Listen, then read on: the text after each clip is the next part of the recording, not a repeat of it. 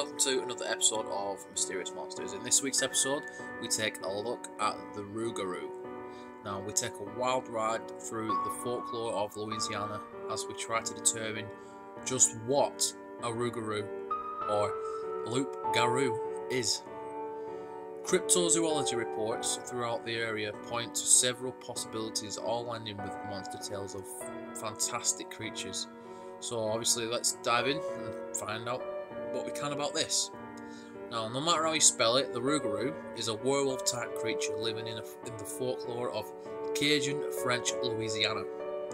The story was born in France in medieval times, where they actually believed in werewolves to be true. These stories were used to keep children in line and out of the woods. Now, in the 16th century version, people viewed the phenomenon of the Rougarou as a genetic disorder rather than something you could catch from someone else or be cursed into by a witch. According to this genetic version, a person's life would be normal until whatever happened to them to trigger the condition turned on. The person's body then enlarged and they developed a craving for raw meat in order to complete the final transformation. The person / Rougarou had to take a bite of human flesh. As the French set sail and settled Quebec in Canada and later Louisiana in the American South, the story came with them and mutated from Canada and obviously Louisiana. In modern times, throughout the Cajun Louisiana, the beast has developed several consistent characteristics. It is described to be standing between 7 to 8 feet tall, has horrible sharp teeth and glowing red eyes. It becomes its animal form on the night of the full moon. It could be anyone, neighbour, librarian, dentist, etc.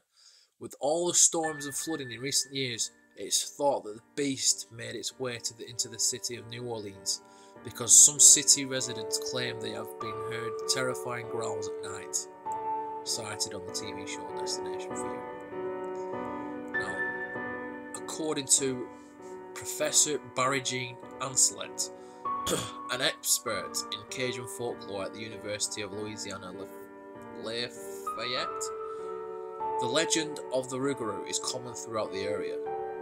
He reiterated that the story originated in medieval France and was thought to be the tale told to the children to keep them away from the woods. The story followed the French settlers to Louisiana and was further bound by French Canadians migrating down to New Orleans within the last couple of hundred years. Now, Professor Ancelet indicated that the Rougarou is said to prowl the swamps and bayous of Louisiana, as well as the area around New Orleans itself. He added that it has the body of a man and the head of a wolf-like dog. Besides using the tails to keep children in line, it was also used as a way to keep Catholics in line.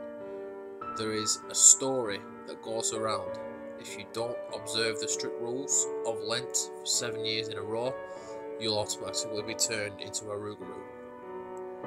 Now, in one article, Professor Ancelet mentioned that sometimes a person became a Rougarou voluntarily, while in other times the person was cursed.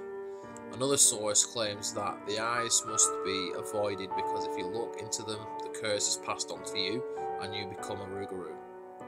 Yet another version of the legend states that the person is under the spell of the Rougarou for 101 days. If and when the Rougarou draws the blood of the next victim, the curse transfers to that victim, and the current person is released from the curse. They remain weakened and bite sickly from the experience, and they never speak of it for shame, as well as the fear of being killed. Still, other versions describe the Rougarou as a type of headless horseman, resulting from the curse of a witch.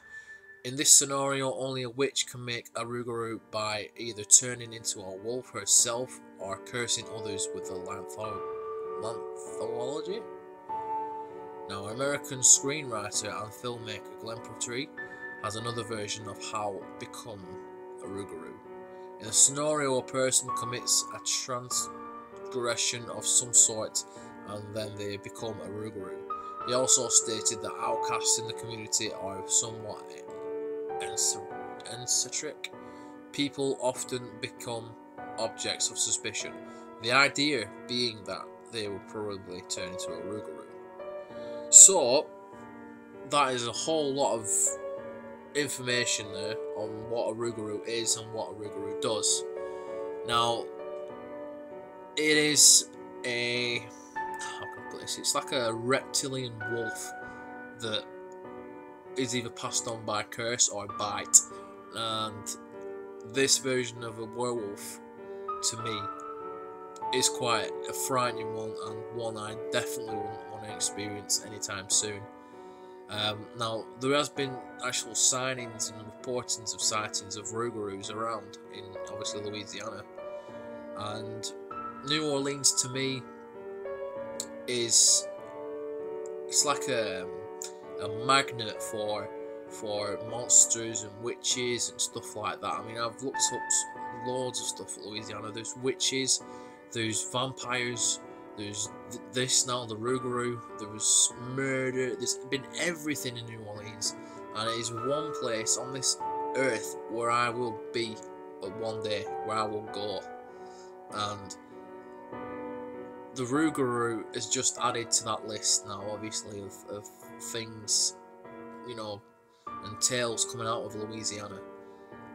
It's like a hot spot for anything supernatural and paranormal, which obviously to me is a good sign for if I want to go to Louisiana. So, thank you very much for watching this video. I do apologise for, obviously, it's come late. I was supposed to upload it yesterday, but obviously it was family members' party and I completely forgot, so I do apologise. So stay tuned for more. I'll upload the second video right after this one, so thank you very much everyone, stay tuned.